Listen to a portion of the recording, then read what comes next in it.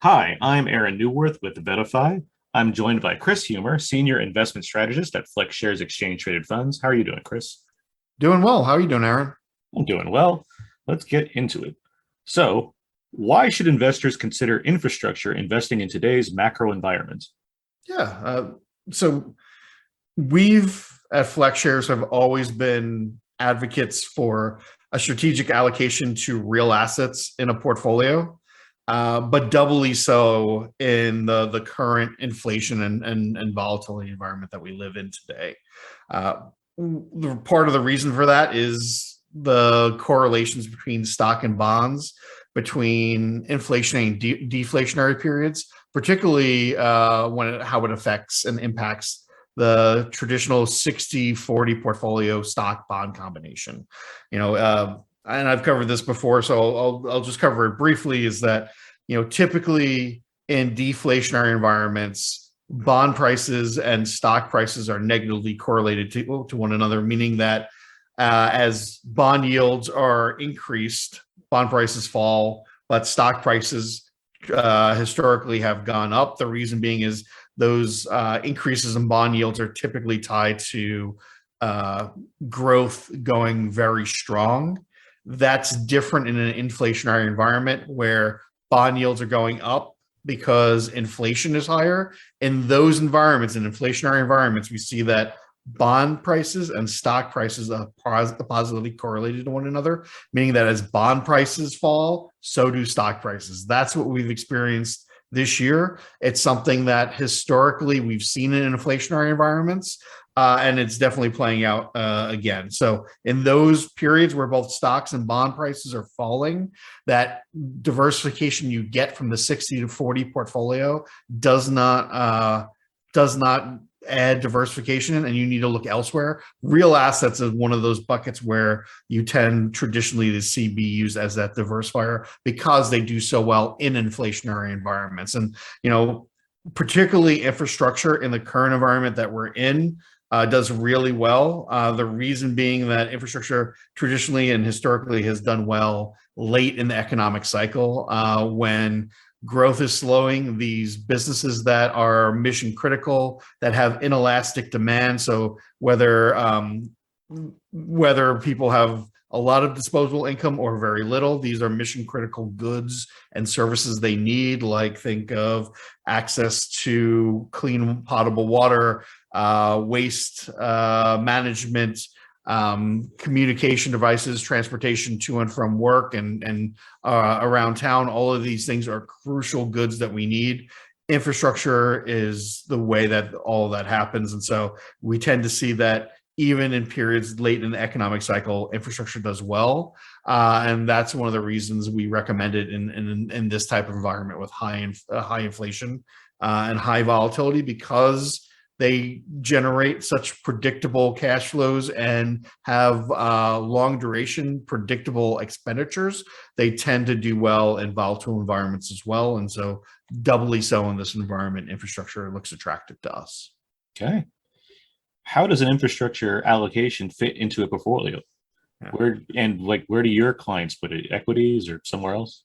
Yeah, ideally, a lot of our clients have a real asset bucket. Whether it's things like real estate or commodities or natural resource equities, or even gold or MLPs. They'll have a bucket of real assets to draw upon to fund an infrastructure allocation.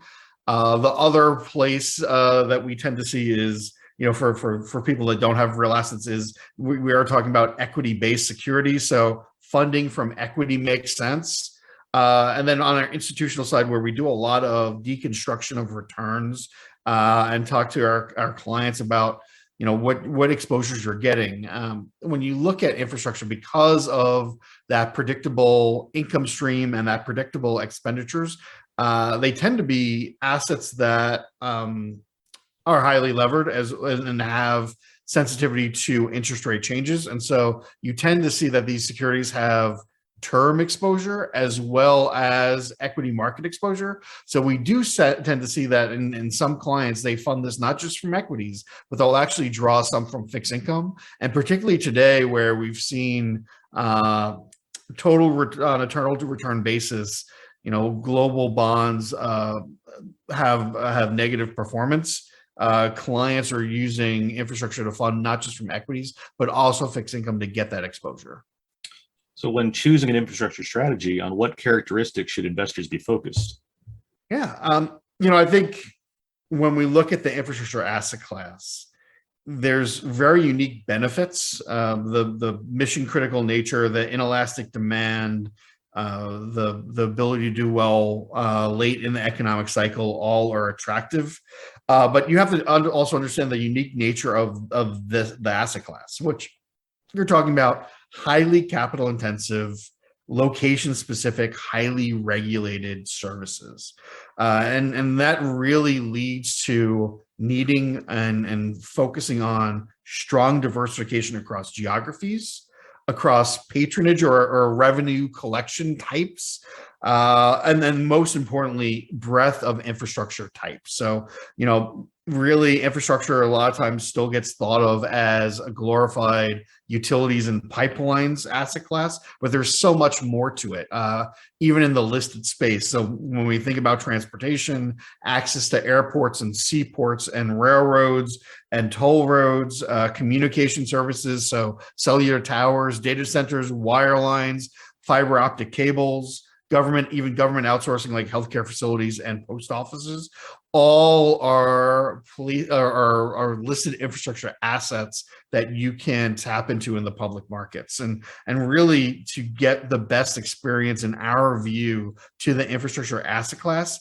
is to diversify across all of those buckets. Now, if you look at the first half of this year of 2022, obviously, if you had a high concentration on energy and pipelines, you did really well. It was a great first half of the year, because if you look at global markets, energy was the one sector that was positive through the vast majority of the first half of the year, with utilities coming on a little bit at the end. But really, it's been energy that first year. So a highly concentrated portfolio in energy did well the first half of the year, but it doesn't do well strategically as an infrastructure holding, because you tend to experience a beta very similar to the market. You have higher volatility, higher sensitivity to energy prices, and lower dividend yield. And I think that a broader diversified portfolio has the potential to offer lower beta,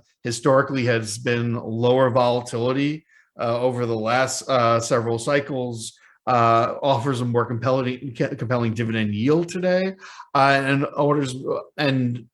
offers better diversification across the full breadth of the asset class. And I think that's something that investors should be wary of and consider when looking at that. And that's the reason that we designed partnered with stocks to look at the Global Broad Infrastructure Index Fund that way, ticker NFRA. That fund looks to take that broad, diversified view of the asset class.